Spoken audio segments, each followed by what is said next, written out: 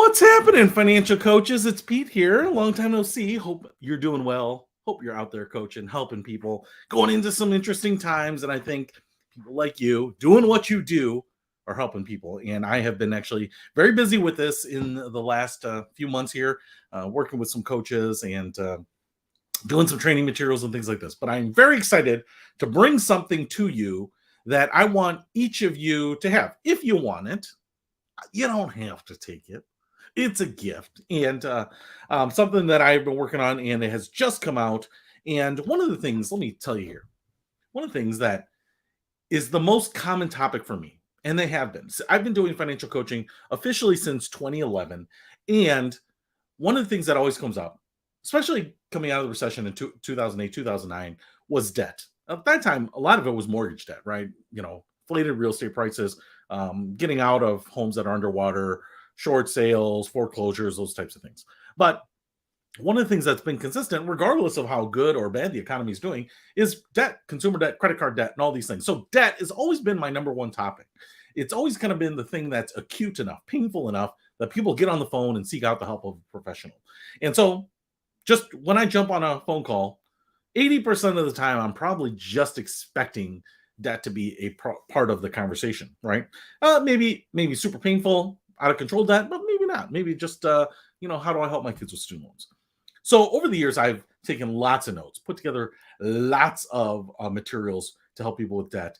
And you may be seeing a similar thing. You may have something come up a lot. And so I put those finally into a book, which is called How to Get Out of Debt Fast. Now, this one has a stripe down the middle. They're not for resale. This is an author's proof because the ones that are actually printed and going out are going out and they're not coming to me yet. So I'm going to have to get mine in a couple weeks here. But this is an author's proof. This is what it's approved. This is what it'll look like. So you can see me on the back there. Break free for good. And I wanted to give you a little preview of this because I am providing it to you for free for the next 24 hours because Amazon has some limits on how long you can mark things down to $0. All right. So I wanted to bring this to you real time because it went live today and it will be live through tomorrow. And then it will be $10 for this book afterwards. Or $5, I think, on Kindle, which is what is actually free.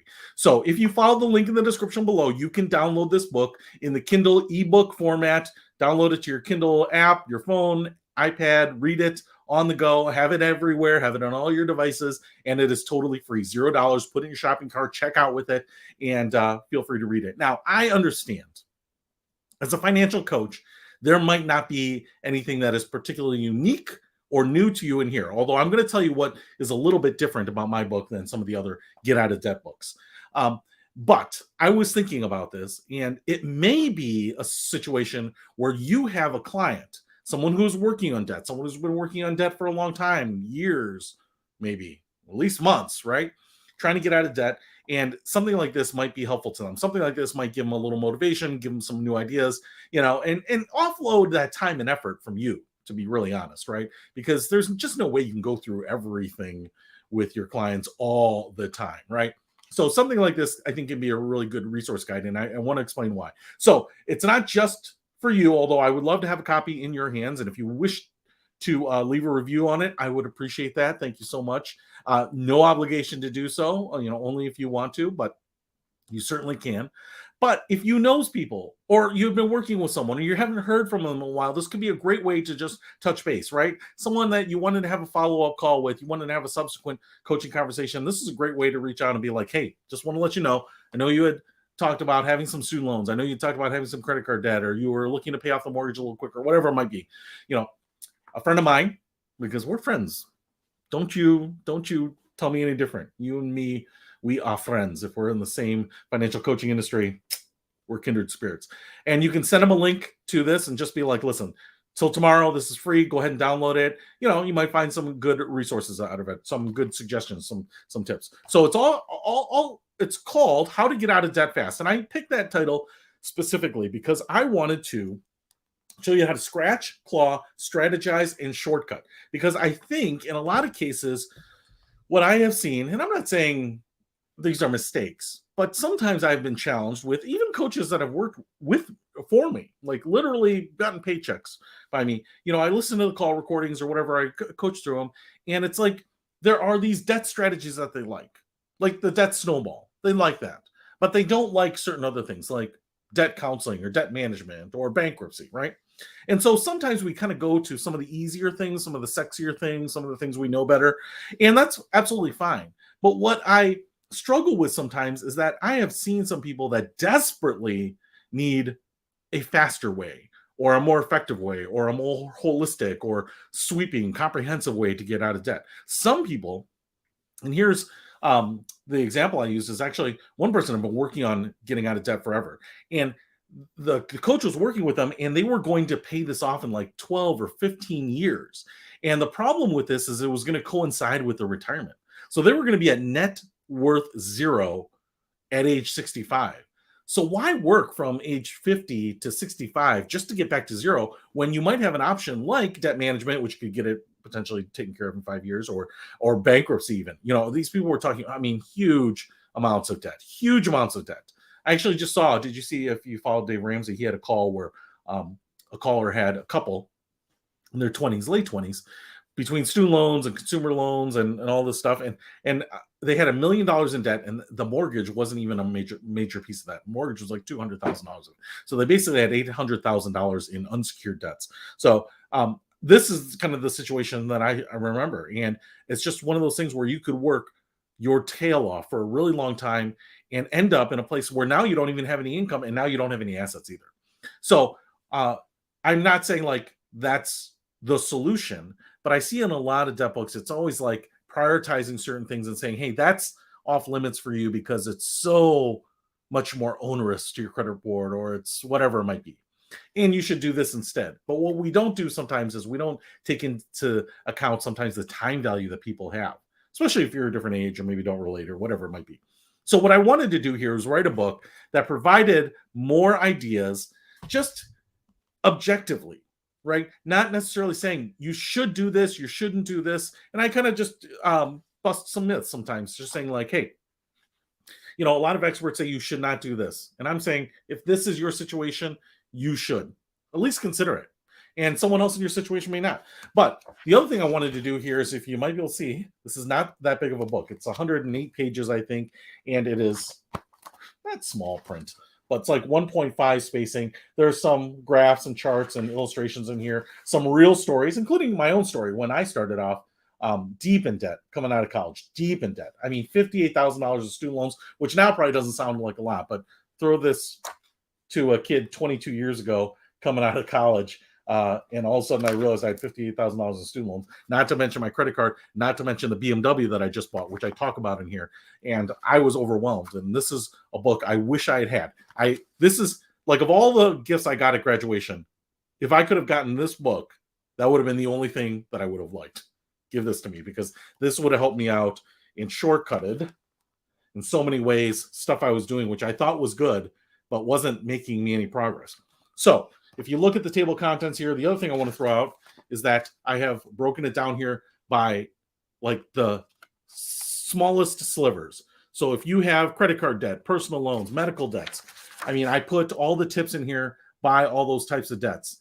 And you can use this kind of like a how-to guide. You can say, all right, I have this debt, and I'm going to read just those sections. In fact, I say that in the student loan section. There's no reason for you to read the chapter on student loans if you don't have student loans. But if you have student loans, you should read that chapter, because there's a lot of stuff in there that I didn't know about student loans at the time. And if you are a parent with the PLUS loans and you have student loans for your kids, you should read this as well. The other thing I want to say in here is that, so sometimes, like I said, some of these more drastic options, I don't vilify, right? And you might have some different opinions on that, but I'm just saying that if that's the best option for people, I think it's not for us as coaches to make those decisions. It's for us to just give the information and let people figure out what their priorities drive them to.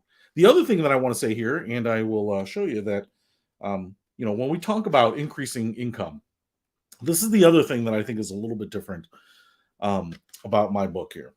And this chapter called Maximizing Income, and you can see it right here. It says side hustles.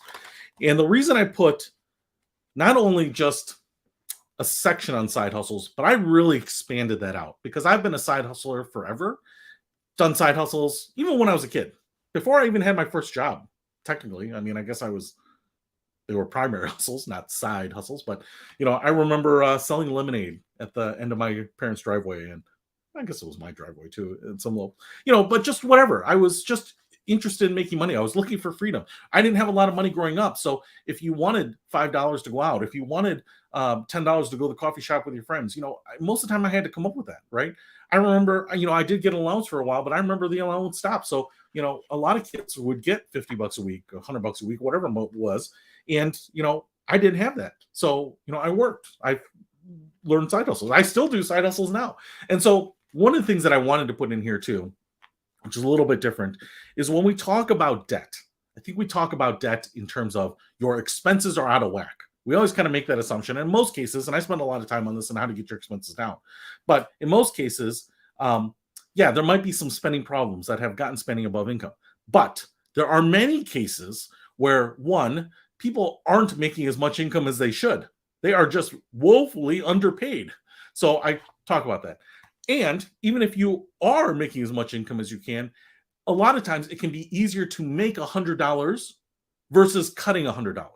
And in many cases, because so many of the trading materials I've had in the past have always been about like help them find places to cut their spending.